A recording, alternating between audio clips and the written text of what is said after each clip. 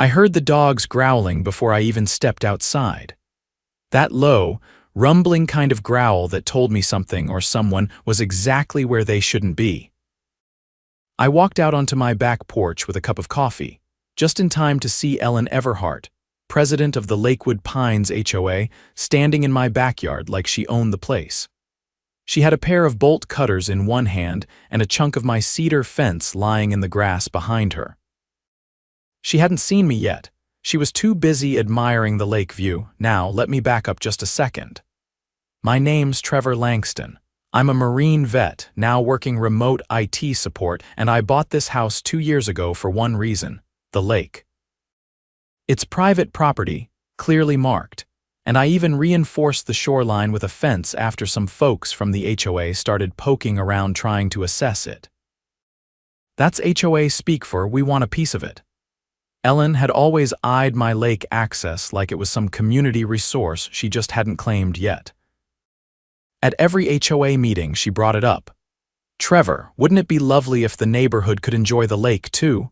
I always gave her the same answer. "No, Ellen, it's on my deed. It's mine."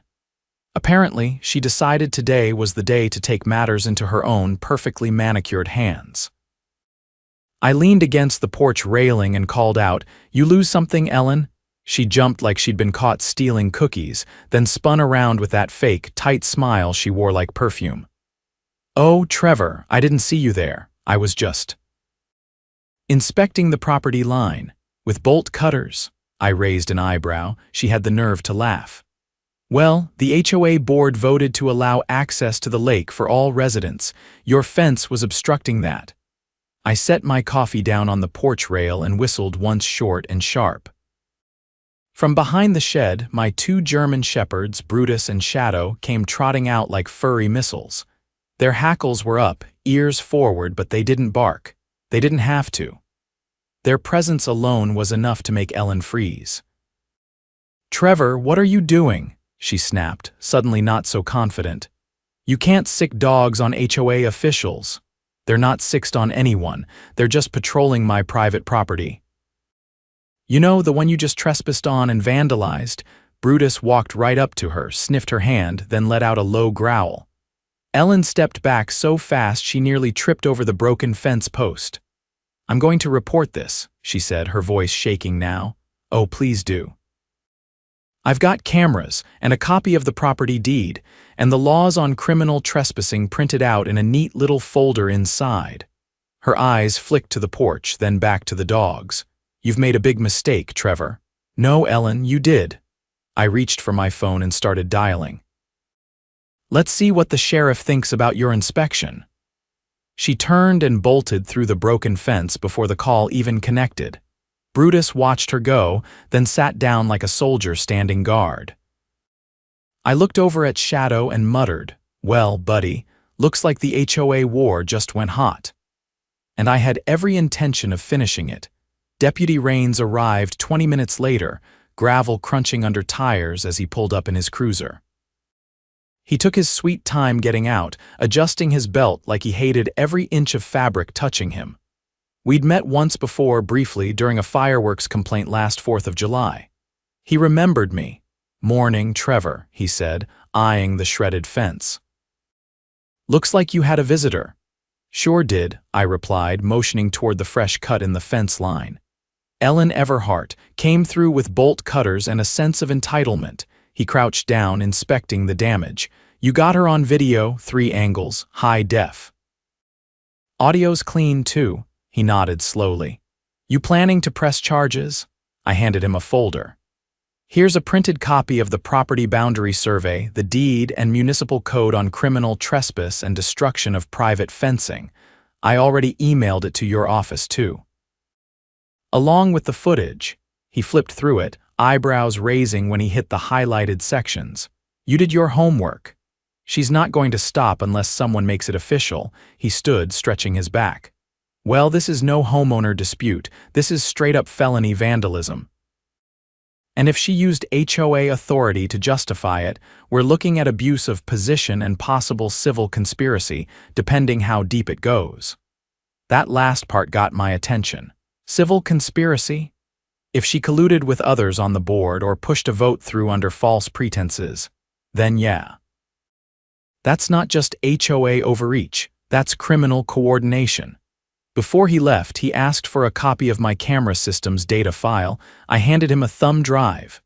You'll probably get a visit from her attorney, he warned, sliding the drive into an evidence bag. They usually try to bluff before court. Don't engage, let your lawyer do the talking. I've got one lined up already, I said. Retired JAG officer owes me a favor. He gave a low whistle. You don't play around. Neither does Ellen. She's been sniffing around that lake for months. This was just the first time she got bold enough to act. He tipped his hat. I'll file the report today. You'll get a call once the DA reviews it. After he left, I walked the property line, documenting everything again with my phone. I measured the cut section, bagged the bolt cutter marks, and even found a scrap of torn fabric caught on a nail. Blue polyester, same shade as the blazer she wore. By noon, I'd replaced the broken section with thick gauge chain link and a no-nonsense sign. Private property trespassers will be prosecuted. I mounted a new camera facing the alley, this one with license plate recognition. The neighborhood grapevine kicked into overdrive by evening. I heard from my across-the-street neighbor, Phil, while we were both bringing in trash bins. Hey, Trevor, he called, glancing toward the lake behind my house. Heard Ellen tried to liberate the shoreline. Word travels fast. My wife was walking the dog when she saw her run out of your yard like her hair was on fire. Looked like she'd seen a ghost, I chuckled. More like two very large shepherds. He lowered his voice. You know, you're not the only one she's tried to push around. Last year, she fined the Harrisons for parking their boat trailer in their own driveway, said it violated community optics. Was it in the bylaws? Nope, she made it up. They appealed, but she blocked it from going to the full board. Said she was streamlining enforcement. That phrase stuck with me. The next morning, I filed an injunction with the county clerk's office to prevent any unauthorized access or modifications to my property by the HOA. It wasn't flashy, but it was legally binding. My lawyer, Colonel David Rourke, joined me on a video call that evening. She's not just overstepping, he said, flipping through the HOA charter I'd scanned over. She's rewriting rules without due process, that clause on unanimous board amendments. She's bypassing it. That makes every policy she's enforced in the last year potentially invalid. I leaned back in my chair. So what happens if the board didn't authorize her actions? Then she acted under color of authority. That's unlawful, and we open her up to personal liability. I had an idea. What if I could prove she's been using HOA funds without transparency? That would be major. Embezzlement, fraud, or misappropriation. You'd need financial records. I know someone who might help with that. I thought of Karen Wu, the treasurer who'd stepped down suddenly last quarter. She'd always seemed uncomfortable at meetings, especially when Ellen spoke over her. I found Karen's contact in an old email thread and left her a voicemail asking if we could talk off the record. She called back that night. Trevor, I've been waiting for someone to push back, she said, not bothering with pleasantries. I couldn't take it anymore. Ellen was using HOA funds for projects that were never approved, landscaping contracts with fake companies, security patrols that never showed up. She even tried to get reimbursed for a property development feasibility study that no one ever saw. You have proof? I copied everything to a private drive before I resigned, in case something like this happened. My pulse ticked up. Would you testify if it went to court? There was a pause. Then, yes, but only if I'm subpoenaed. I can't risk retaliation otherwise. I can make that happen. The next day, Colonel Rourke filed a formal request for HOA financial records under the state's nonprofit corporation laws. They were required to respond within 15 business days. If they didn't, we had grounds for a court order. I didn't have to wait that long. 2 days later, I came home to find a plain white envelope taped to my door. Inside was a cease and desist letter from the HOA's law firm, accusing me of creating a hostile environment for board members and intimidation through use of aggressive animals. I handed the letter to Rourke. "They're panicking," he said. "This is textbook deflection. They're trying to cast you as the threat." "Can we countersue?" he smiled. "Oh, we're way past that. We're building a case for civil damages and possibly an injunction to dissolve the current board entirely." I spent the next week quietly gathering statements from other neighbors, people who'd been fined improperly, denied appeals, or pressured into HOA-approved renovations. I compiled everything into a master timeline. Dates, documents, names. Then, 2 nights before our scheduled preliminary hearing, someone tried to break into my garage. The motion sensor lights snapped on, and the would-be intruder bolted before my driveway cameras got a clear shot. But they left behind a crowbar and a clipboard with the HOA's logo on it. I handed everything over to the sheriff's office. Deputy Raines came out personally. "They're desperate," he said, examining the clipboard. This was either an intimidation tactic or someone looking to destroy evidence. I filed an emergency protective order the next morning. The judge granted it within hours. Ellen and any member of the HOA board were now legally barred from coming within 200 feet of my home. That afternoon, I received an anonymous package in the mail. No return address. Inside was a USB drive labeled Board Minutes Private. I plugged it into a secure laptop and began listening. The recording was from a closed-door HOA meeting. Ellen's voice was unmistakable. "If we can't get Trevor to comply, then we'll have to make him regret being difficult. Think code violations, noise complaints. Let's make his life hell until he falls in line." Another voice chimed in. "Isn't that harassment?" her reply. "It's enforcement. If he wants to play hardball, we'll bury him in paperwork." I stared at the screen, stunned. That recording changed everything. With the drive in hand, I called Rourke. "This just became a whole different kind of case," he said. And Ellen just handed us her own noose. The courtroom was colder than I expected for a late spring morning, not in temperature, just in the way people looked at each other, like they were measuring outcomes before the first word was spoken. Colonel Rourke sat beside me in his pressed charcoal suit, flipping through the binder of exhibits. He didn't say much, just nodded occasionally, his eyes scanning like a radar locked onto a target. Ellen sat across the aisle, 2 rows ahead, flanked by a man in a tan blazer who didn't look old enough to rent a car, let alone represent a legal case involving fraud and trespassing. She kept her hair pulled tight and her jaw tighter. I noticed she didn't look back at me once. Probably didn't want to see someone she'd underestimated sitting calm and prepared. When Judge Mallory entered, nobody made a sound. Rourke leaned in just once. "She's been on the bench 22 years, he said. "Doesn't tolerate theatrics. Let the evidence speak," and speak it did. The recording from the closed meeting played first. The courtroom stayed silent, except for the occasional pen scratching from the clerk.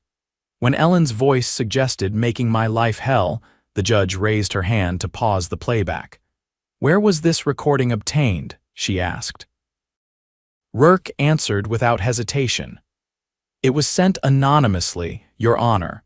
We've submitted a forensic report confirming its authenticity and identifying the time and location. The HOA's own digital calendar confirms the meeting occurred and the participants match the voices." The judge looked over her glasses at Ellen. "Is that your voice, Miss Everhart?" Her lawyer stood. "We'd like to reserve judgment on the validity. That wasn't the question," the judge cut in.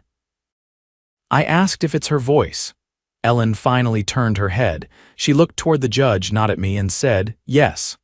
There went the first domino. Next came Karen Wu's sworn testimony. She entered the courtroom through the side door, clutching her notes but walking with purpose. When Rourke asked how HOA funds had been handled, she didn't blink. "There were payments made to 2 companies that don't exist in the state registry," she said. "One of them received over $15,000. The so-called security patrol invoices were fabricated.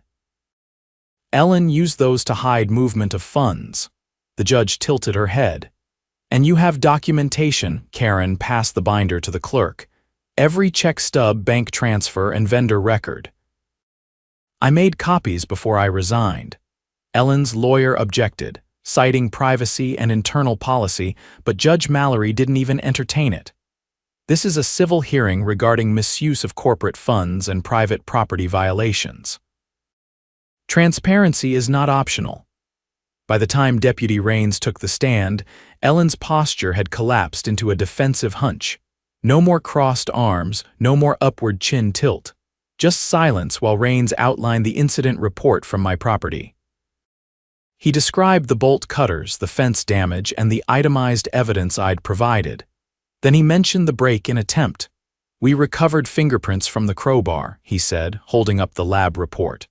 They match a man named Desmond Hale. He's Ellen Everhart's nephew.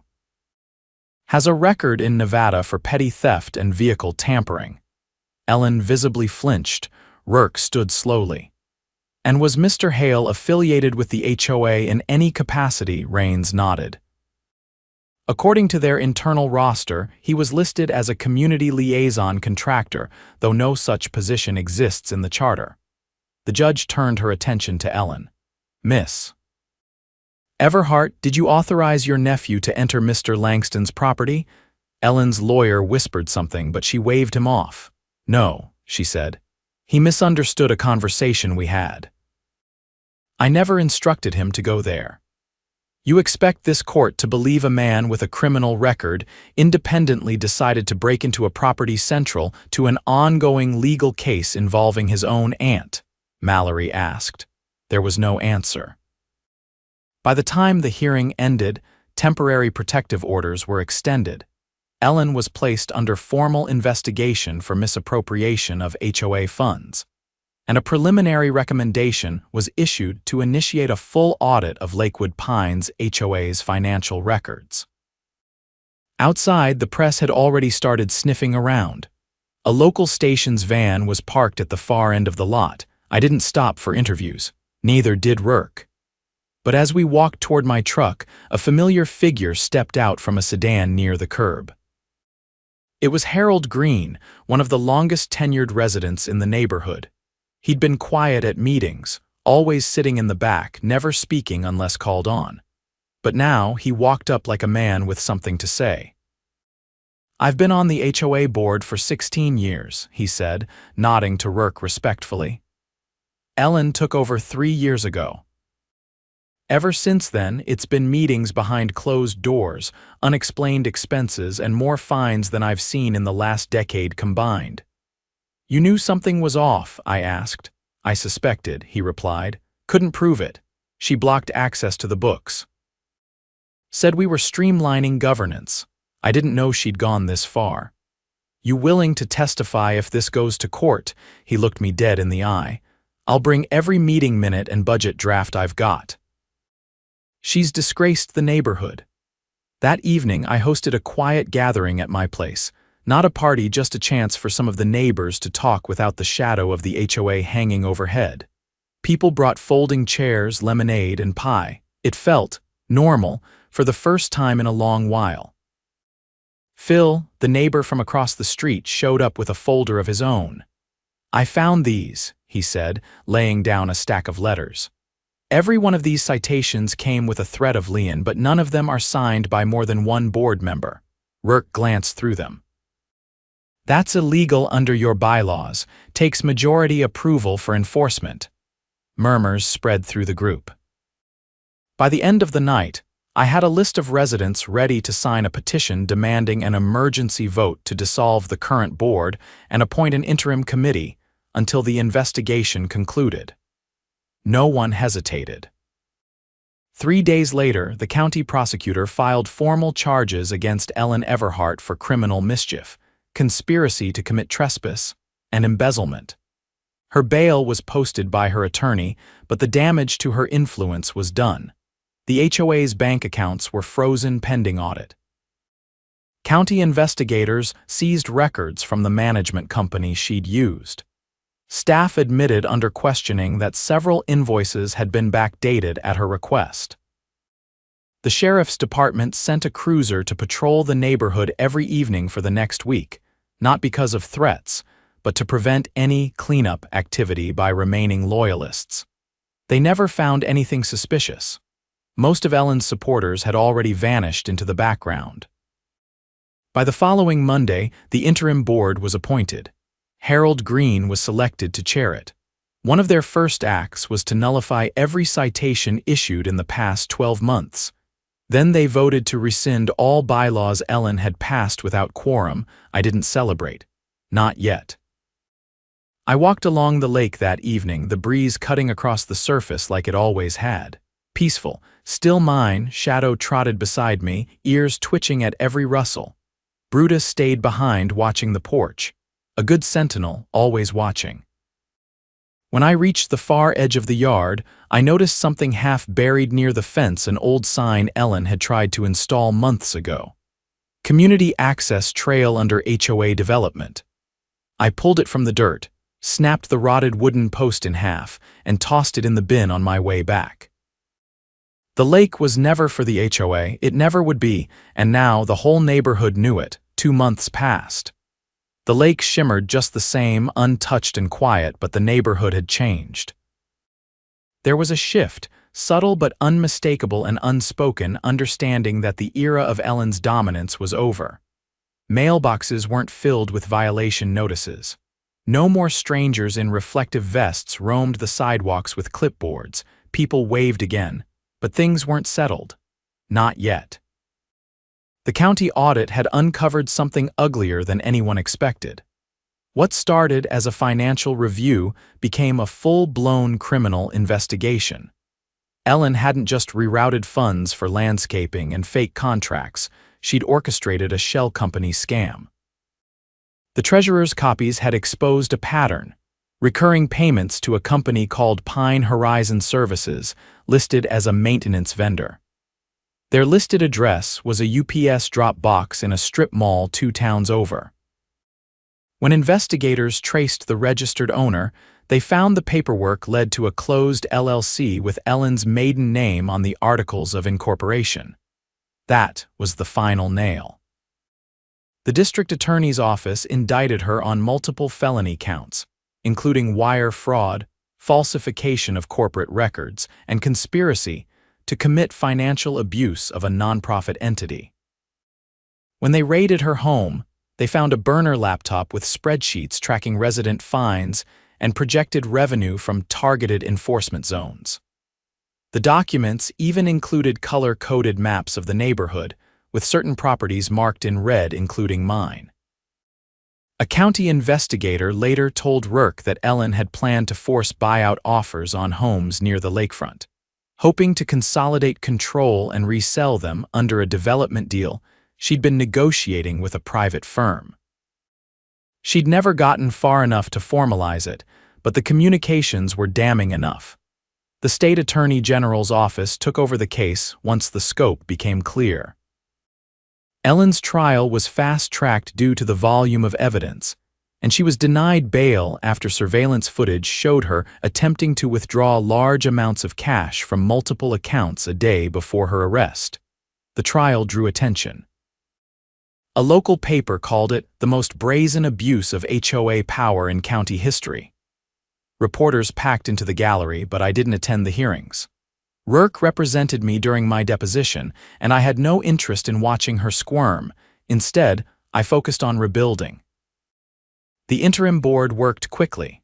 Harold Green, now acting president, implemented sweeping reforms. All enforcement actions were paused pending review. Financial authority was transferred to a third-party fiduciary. The old management company was dropped. Every resident received a mailed summary of the audit's findings, along with apologies signed by the new board. It wasn't just damage control, it was a reset. One morning, I was patching a section of the side yard when a woman I didn't recognize approached from the sidewalk. She looked mid-50s, carried a canvas tote, and wore a sun hat that shaded her face. "You're Trevor, right?" she asked. "Yeah," I said, brushing sawdust from my gloves. "Can I help you?" "I'm Vanessa. I moved into the townhome section last year." I just wanted to say thank you. For what? For not backing down, she said. My mom lives with me. She got fined last winter for leaving a planter on the porch. It was a ceramic pot. Ellen said it violated conformity standards. We couldn't afford to pay it, so they started threatening a lien. I nodded once, already knowing where this was going. I never thought it would stop. Then you fought back and everything changed. People started talking to each other again. She lowered her voice. We weren't even sure we were allowed to. You always were, I said. They just made you think you weren't. She handed me a sealed envelope. The board's forming a permanent oversight committee. They want you to chair it. I'm not a politician, I said flatly. That's why they want you, she replied with a small grin. You're the only one who didn't want power even when you had it. I tucked the envelope into my back pocket. I didn't answer right away. That evening, I stood at the edge of the lake with Brutus and Shadow. The water was smooth as glass. Across the shoreline, where Ellen once tried to stake her imaginary trail, the grass had grown back thick and wild. A few ducks floated near the reeds, peaceful. From behind me, Harold's voice cut through the quiet. I figured I'd find you down here, he said. I turned. He was holding a clipboard and a bottle of cider. Thought you didn't drink, I said. I don't. This is for you. Figured you earned it. I took the bottle and set it on the railing. What brings you? We've finished reviewing the charter. Every amendment Ellen passed is being struck. We're setting term limits. No more closed meetings, and the treasurer position now requires an independent audit every fiscal year. Good, I said. It's overdue. Harold looked out at the lake. You know, she really thought she could take this from you. She didn't understand what it meant to people. It was never about the lake, it was about control, he nodded. There's talk of dissolving the HOA entirely. I raised an eyebrow. That possible? It's rare, but yeah.